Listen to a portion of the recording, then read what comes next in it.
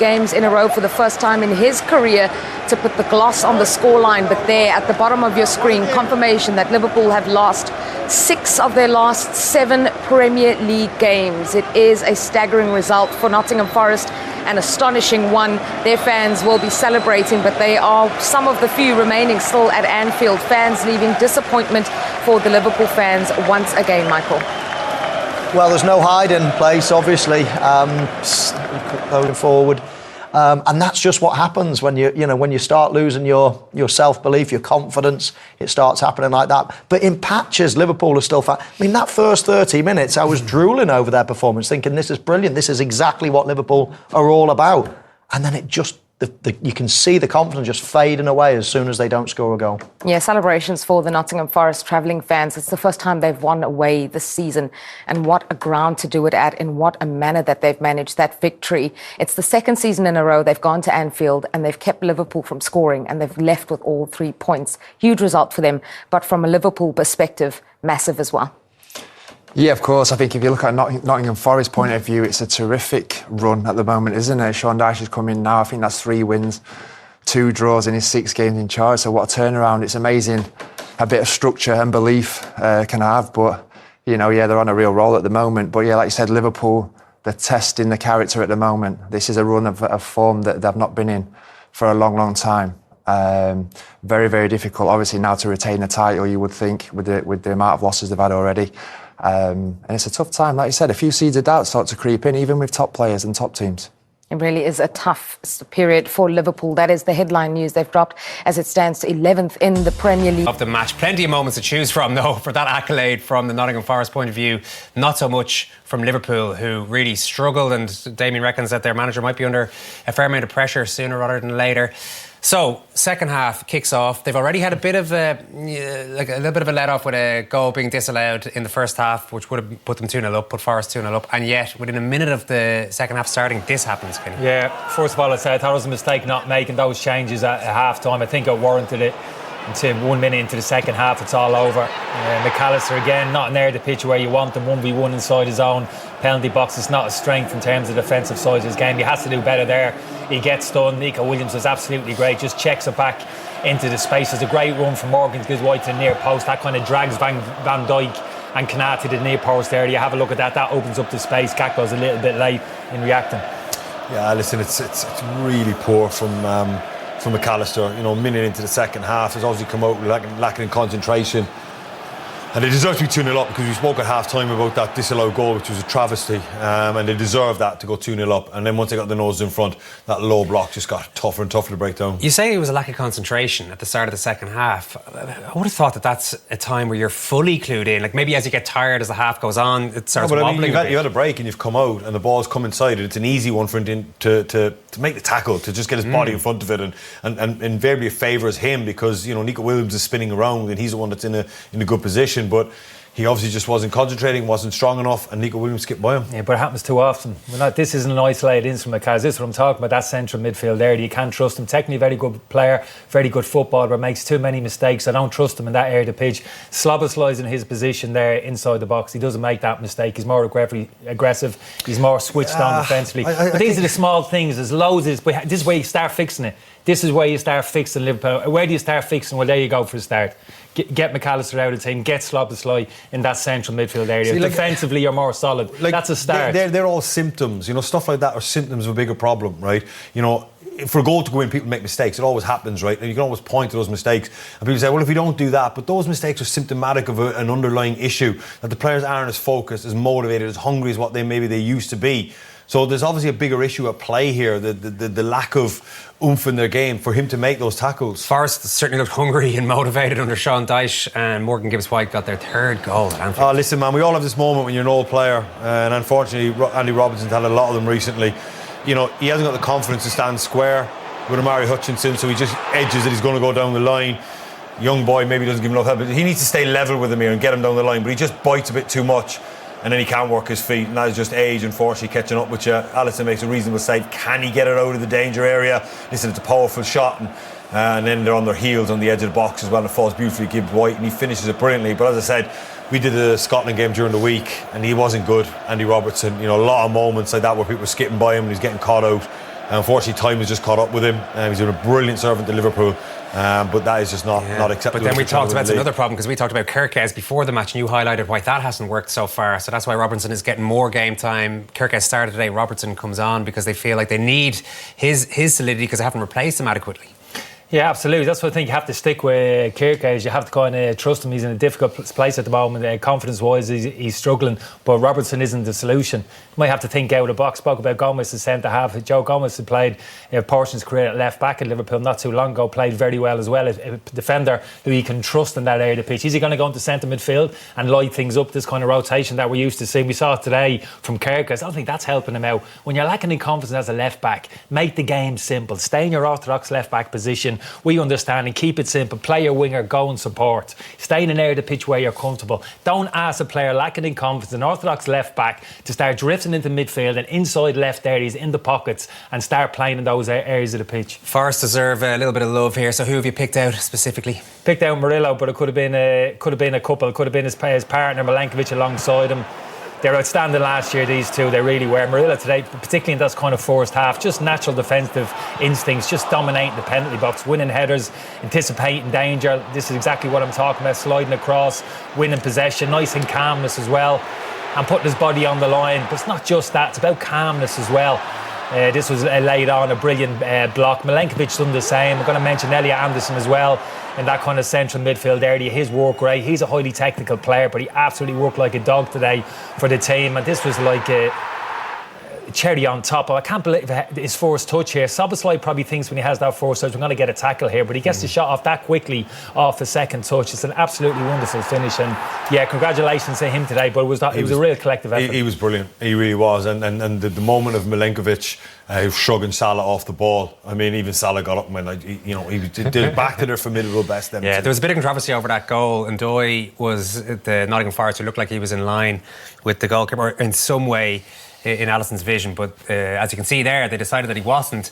What Liverpool fans won't like to see is that the last tweet before the international break that was posted out by the officials was about the goal that was disallowed. There's a difference for them against Manchester City. I know, but if you're a Liverpool fan, it's like, there is a distinct difference between the incidences. I mean, it's right, Andy Robertson, he ducks out of the way of it. So, this one is far enough outside the width of Ndoi that I don't think it affected. I think it's a correct call. Yeah, I don't think too many Liverpool fans will be worried about that. I think they'll know there's bigger fundamentals. Yeah, I think they would be worried if it finished 1-0, but it was just there was so many other issues after that it was the atmosphere inside the stadium. You got a sense of that. They were very educated Liverpool supporters looking at that performance and thinking, oof, there's a job on here. Alexander Isak came back into the team today. Is he another symptom of what's going on? Not enough for me. Really, really poor. I mean, touches like this, he's starting to get up to speed now, so push is coming to shove. He doesn't look comfortable. Listen, these are two big centre-backs that are very, very hard, but he should be getting across the front of Milenkovic there. Again, you've got to front up and accept that. That's what he normally is. And this is his bread and butter for Newcastle, where he just catches that clean and it flies into the net, and he got whipped. So I think he's had enough minutes now in a Liverpool shirt where push is going to come to shove with him, and he needs to start producing big time. I think he will, but Liverpool have got to help him. This is a different Liverpool team who play a different way to Newcastle. I think visualise him in Newcastle, his best goals, kind of Newcastle dropping off, drawing teams onto them, hitting teams, his pacing behind into space. Not going to get a huge amount of that with Liverpool. They dominate possession. You talk about opposition teams, that low defensive block. So he needs a little bit of help. He's a bit like Haaland. Haaland isn't going to get the ball in around the penalty box, drop his shoulder, beat 2 or 3 and put it in the net. He's dependent on service, and this fella as well. And that's why it comes back to me. Have they got that number 10, that little creative influence who's going to play within 10, 15 yards of him? They played with 3 centre midfielders today. That didn't help him. Played with Salah, who was ineffectual on the right hand side. Gakpo didn't do too bad. So he's going to need a bit of help. As good as he is in this Liverpool team. It's a new thing for Liverpool to be playing with number 9. I know Núñez came in, didn't work out for him, but so often it was Diaz coming off in that like false 9 stroke extra 10, right? And as centre backs, then you have a problem if you've not got someone up against you. They had Firmino for a long time. Exactly. So they're so used to that false 9, should we call it? Whereas now you got a centre forward up against 2 centre backs, and you got to get him service. You got to get crosses in the box. Salah isn't known for his crossing. He tends to go himself and try and create his own chances. Gakpo is very, very similar. So they need to get him the service. So many issues, so many problems for Liverpool to get fixed. My head's spinning a little bit with this post-match analysis, I have to say. So we'll take a quick break. I'll get myself together and we'll. They end up losing 2-1 to Brighton. Wolves beaten at home by Crystal Palace in Rob Edwards' first game in charge. No doubt about the result of the day, though, and that's the one that you saw here live on Premier Sports. second year in a row, actually, that we've shown this fixture. So I'd say if this pops up at a 3 p.m. Saturday kickoff next year, you better hope the Premier Sports isn't showing it if you're a Liverpool fan. Virgil van Dijk is ready to talk. Virgil, it's another tough day for Liverpool. Why isn't it working at this moment in time? We conceded too many easy goals. I think the first half an hour we were good, created good opportunities. They scored, obviously, on a set piece again. That you can ask yourself if it was in front of Alisson, but it counted, so you 1-0 down. And I think overall, we were just not good. Good in terms of the battles, the challenges, the second ball fight, too rushed. So it's a very, very difficult situation at the moment. But it was a tough day. When you talk about the set piece, which you conceded from, very similar to what happened with you, Manchester City, but obviously the opposite outcome. But overall, all the players were up to try and defend that goal, like all 11 players, and don't usually see that. Is there a sense of nervousness about the team? Well, there's nervousness, I think, after we conceded, but not during that particular moment. I think you sense that you want to rush things after we conceded, trying to find the equalizer as soon as possible, and obviously that's human when you're in a difficult moment. But yeah, I don't think there is nervousness before a set piece. I think we cleared the ones before. In the end, obviously, like I said, we're just in a very, very difficult moment and we have to get out of it. But you don't get out of it by just speaking about it. And like I said many times, I'm obviously here speaking to you guys because I have to. I'd rather sort it out with my team on the pitch, and that will take a lot of hard work by the looks of it. But you do take on that responsibility, don't you? You do talk about it as the leader, as the captain. You take on so much responsibility for this team. How do you go about then finding this solution to this problem that you're in? Yeah, it's definitely a problem, and obviously, like you said, I take responsibility. But I think everyone in the team, not only the starters but the guys around as well, have to take responsibility as well, because football is a team game. We all do it together, and we need everyone at their best. And in order to win games, you have to take responsibility. And that's what I've mentioned as well. And now you have to, you have to digest this, take it on the chin, and work harder. And obviously, I've been saying it quite a lot already this season, and it's not been working out so far. But we have to keep. Just lost him at the end there, but I think he made it very clear that he was fulfilling his contractual obligations by doing that interview. Nobody Similar wants to myself and Damien. coming into studio every week with me. Yeah, not two choices. I think his first answer is probably the most interesting. He said we didn't win the battles, challenges, second balls. I mean, surely that's not acceptable for the defending champions not to be winning at least some of those basic battles. Well, clearly it's not as simple as that. In and out possession of the football, it's not good enough. Take that to an extent. Like I'm taking about, not to labour a point, say McAllister in centre midfield. Is he going to get around the pitch and make those kind of biting tackles, really impose himself physically? No. So straight away, is he right in that respect? Yeah, maybe so. So that needs a little bit of looking after. In terms of physicality and bite in other areas of the pitch, I'm not too sure. I look like a team that's lost a little bit at the moment, really kind of lacking in confidence. That's how I see it. Disjointed, out of balance, out of kilter. I'd never accuse this Liverpool team of lacking kind of character or bite or tenacity. No, it's its own captain who's saying that they need to be winning more second balls. You need to be winning, but yeah, the indication there is they're not quite the interview there. They're not quite trying. They're not easy-osy. I'd never accuse that Liverpool team of this. Before the match, you already said you didn't think they were going to be able to defend their title. Do you think the same thing now? I am aware before the game I thought Liverpool were still in this title race, and I thought that they would get a head of steam up, only because they have the ingredients to do that. They have the players to do that, but it's not happening for them at the minute. And I think this and the manner of this, like, we can all lose football games, but the manner in which they were beat today is going to take a huge toll on them. And no, I do think that to come back from that is going to be very, very difficult when you're mixing European games as well during the week. I don't know how close any of the injuries are in terms of Wirtz or Frimpong. Can they add anything to it, or can anybody offer something that they're lacking at the minute? It's a tough one for them. Damien, thank you. Kenny, thank you so much. And to any Liverpool fans who are still watching. Nottingham Forest lead at Anfield. Let's look at the goal that put Liverpool behind, and it came from Murillo. Michael, take us through this one, please.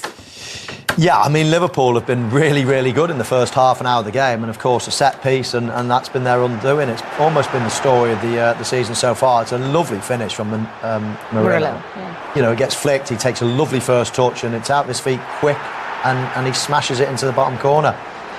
Now, this could get a little bit controversial. And Dijk is in front of Alisson. He's not impeding his view. But I think his left leg is in an offside position. We have confirmation that he is offside. Right, well, if that's the case, then Liverpool fans are going to have a real complaint saying, well, if Andy Robertson's was given offside a couple of weeks ago against Manchester City, why on earth is that? He's right in the middle of the goal. Similar in terms of, yes, Alisson can see the ball, and so could, Manchester City's goalkeeper, Donnarumma, a couple of weeks ago. But the goalkeeper wouldn't have saved it regardless. I think that goal, despite him being an offside, should have stood. But I also think Andy Robertson should have stood as well. Yeah, major deja vu for Liverpool. Let's look at the official word from the match centre, the Premier League match centre. The referee's call of goal was checked and confirmed by VAR, with it deemed that Dijk was not in the line of vision of Alisson and did not make an action that impacted an opponent. Same question for you, Gary. What are your thoughts on that incident and the offside? Yeah, well, it was obviously confirmed that he was offside. So my thing was, can Alisson see the ball? And I think you can probably see from this angle here, actually. He can. But so could Donnarumma 2 now, weeks ago. Here, he has a clear sight of view there. Yeah. So for me, that goal should stand, and it did. I agree with what Michael's saying, and Arne Slot will feel aggrieved for sure, having had that one. Yeah. Goalkeeper's never going to save it, is he? Never in a million years. He sees the ball, and he was never going to see it. Never going to save it anyway. As I say, I think it's very, very similar to a couple of weeks ago. Well, let's look at that one just before the international break, because obviously that's a big bone of contention. What's the difference here? Well, the difference is that Andy Robertson makes a movement, doesn't he? He actually ducks out the way. But the rule states that it's got to be a movement towards the ball or affect an opponent. But what opponent is he affecting here? When Virgil van Dijk heads the ball, Donnarumma, you can quite clearly see, Andy Robertson's got nothing to do with him. This is the perfect angle. Donnarumma is never in a million years going to save that, whether Andy Robertson is there or not. That is my point. So he might slightly duck. He does slightly duck, but that doesn't affect an opponent, which is the bit that the PGMO will point to. It doesn't affect an opponent. That should stand. But everyone realised, I think after the event, everyone believes that. And I think two wrongs don't make a right. I do think the Nottingham Forest goal should stand today.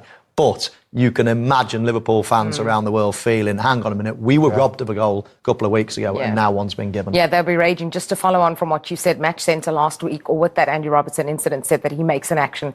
And then this week, very clearly, that Dijk doesn't make an action. But that affects the opponent, Jules. It doesn't affect, that's the point. It has to affect the opponent. That does not affect Donnarumma. It doesn't affect him diving. It doesn't affect his sight. It doesn't affect anything. And nor does this one. This is not me saying, one should... Both of these goals should have box there. You could argue, some people around the world would be thinking, well, how can a person that stood right in the middle of the 6-yard box, in an offside position, in front of the goalkeeper, not be affecting it? Well, and that is a fair argument. But what I'm saying is that it's very difficult to justify one being given and one not. He's so close. They're the reasons. But like you've just said there, with Manchester City game, there's no chance he's saving that, regardless of anything. He really isn't. So I can see why Liverpool fans will be fuming. I can see why Arne Slot and the players will be angry. But this is the reason he made the movement. There's the movement. In the game today, there was no movement, and that's the reason behind it, but very, very harsh. Yeah, but for Forest, that did stand. There was another incident and a big talking point, because this one was disallowed. I know you differ in opinions in terms of this. It was Igor Jesus, and we're just going to take a look at the incidents. The on-field incident was initially that it was a handball. What did you think, Michael? Well, I definitely think it hits the arm, but it looks to me like it hits quite high. Personally, when I look back at that, I don't think it hits a position on his arm that is handball. I think it's almost more under the armpit. And I think Liverpool have got away with it. I think that could be a goal. Now, the one thing going against Nottingham Forest in this situation is the referee's call of handball on field. Now VAR have looked at it and said, right, well, we can't find any reason, any concrete evidence to say it's not, you know, the position on the arm, etc. So they've gone with the on-field call, which I'm fine with. But if you're asking me, what do you think? I probably think that's a goal, and Liverpool have got away with it. Yeah, no conclusive evidence is what it said. I mean, we've had to zoom in on it and stop and freeze and everything. What did you make of it? I've watched it 3 or 4 times now at an open play. For me, that's a goal. There's not enough in it. That's a goal, and Liverpool are very lucky. Liverpool hoping to get back to winning ways, but it's not going according to plan for them. Forest won the